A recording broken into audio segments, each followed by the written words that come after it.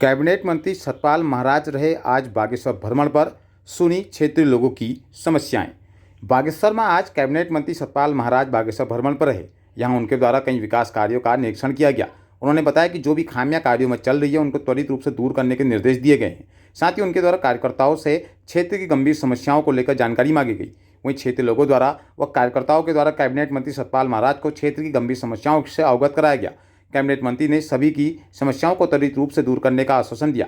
उन्होंने बताया कि वह बागेश्वर में कैबिनेट मंत्री चंद्रराम दास के परिजनों से मुलाकात करने पहुंचे थे। इस दौरान उनके द्वारा क्षेत्र के लोगों की समस्याएं भी सुनी गई हैं। वह उन समस्याओं का त्वरित रूप से निराकरण करने के निर्देश भी उनके द्वारा दिए गए हैं। जिन समस्याओं का निराकरण यहां से नहीं हो पाएगा उनका निराकरण सरकार के माध्यम से किया जाएगा। पार्टी कार्यालय में पत्रकार वार्ता करते हुए उन्होंने बताया कि प्रदेश के पर्यटन को मजबूत करने के लिए वो तेजी से काम कर रहे हैं। उन्होंने बताया कि जिस तरह से गंगोत्री और यमुनोत्री का विकास किया गया है उसी तरह सरयू के उद्गम स्थल का भी विकास किया जाएगा। इसी को देखते हुए कुछ समय पहले ही वहां अर्धकुंभ का आयोजन भी किया गया है।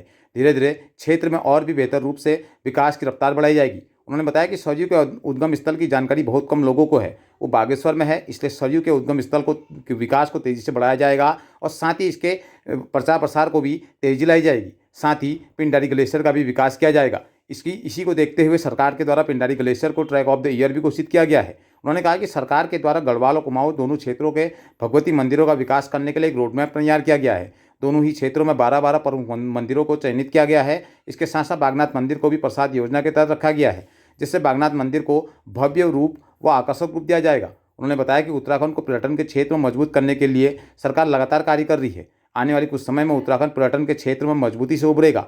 वहीं उनके द्वारा बताया गया कि उत्तराखंड के अंदर जितने भी हाईवे हैं उनमें भी हो रहे गड्ढों व अन्य समस्याओं को लेकर एक ऐप भी तैयार किया गया है, जो त्वरित रूप से दिक्कत को दूर करने के लिए बनाया जा रहा है, जिसका लोकार्पण 18 मई को किया जा रहा है, जिसमें कोई भी व्यक्ति अपनी क्षेत्रीय समस्याओं की सड़कों की समस्याओं को जानकारी डाल पाएगा और उनको उसी तहत उसी क्षेत्र के एक विभागीय अधिकारी के पास जाएंगी। वह तय समय में उस कार्य को पूरा करेगा। वहीं ग्रामीण क्षेत्र की सड़कों को भी सही करने के लिए वह कार्य कर रहे हैं। हालांकि अभी बजट की काफ़ी कमी है, लेकिन उसको भी दूर कर लिया जाएगा। साथ ही उनके द्वारा बताया गया कि केंद्रीय मंत्री के द्वारा पंचायती क्षेत्र के विकास के लिए 242 करोड़ रुपए दिए गए हैं, जिससे पंचायतों के विकास में तेजी लाई जाएगी। उन्होंने बताया कि आगामी चुनाव में जिला पंचायत अध्यक्ष व ब्लॉक प्रमुख का चुनाव सीधे तौर पर किया जाए, इसको लेकर भी वह केंद्र से लगातार वार्ता कर रहे हैं, जिससे खरीद फरोख्त की राजनीति खत्म हो जाएगी और पंचायतों का विकास तेजी से हो पाएगा। सर, मैं यहाँ पर श्रद्धांजलि देने आया हूँ चंदन राम दास जी को। उनके आवास पर भी जाने का मौका मिला। उनकी पत्नी को मैंने श्रद्धांजलि अर्पित की है और उनसे कहा है कि भाई भगवान चंदन राम दास जी की आत्मा को श्री चरणों में स्थान दें और उन्हें मुक्ति मिले। निश्चित रूप में यही कामना है। हमारे परम मित्र थे और उनके साथ हमारा साथ था, बड़े लंबे अरसे का साथ था। मैं चुनाव में कई बार उनके लिए आया था यहाँ पर, परंतु आज हमारे बीच में नहीं है। तो निश्चित रूप में मैं भगवान से प्रार्थना करता हूँ कि अपने श्री चरणों में उन्हें स्थान दें।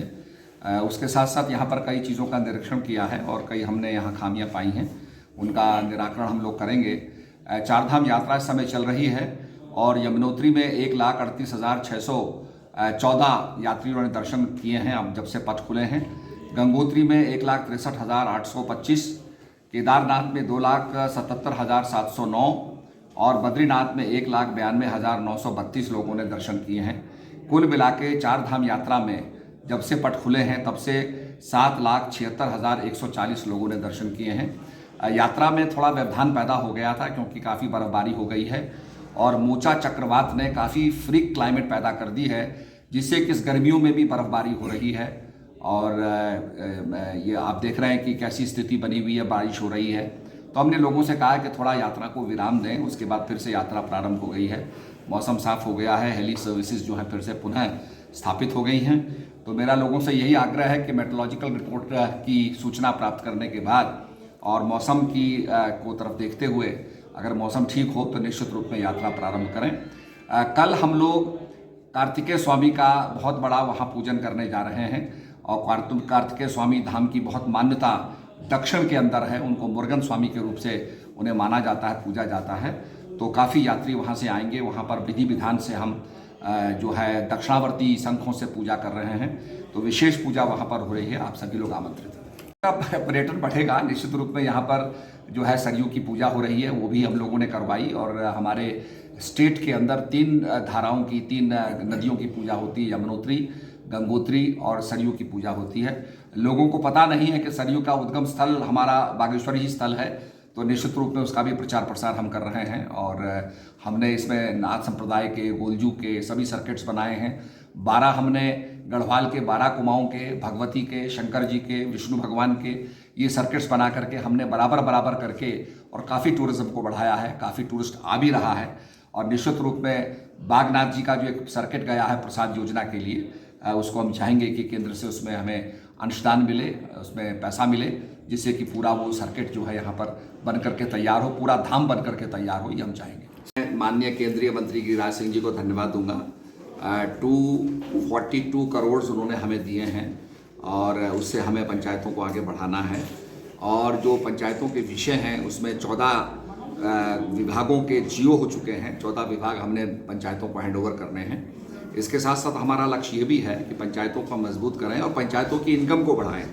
जैसे कार पार्क होता है और बहुत सा उत्पादन होता है, जैसे आप उसमें मशरूम उगा सकते हैं, कीवी उगा सकते हैं, ड्रैगन फ्रूट उगा सकते हैं। इस प्रकार के उत्पादों को आप पैदा करेंगे और पंचायतों की इनकम को बढ़ाएंगे तो मैं समझता हूँ पंचायतें मजबूत होगी तो देश मजबूत होगा। और इसके साथ साथ हमारा ये भी लक्ष्य है कि जिला पंचायत का और हमारे ब्लॉक प्रमुख का डायरेक्ट चुनाव हो।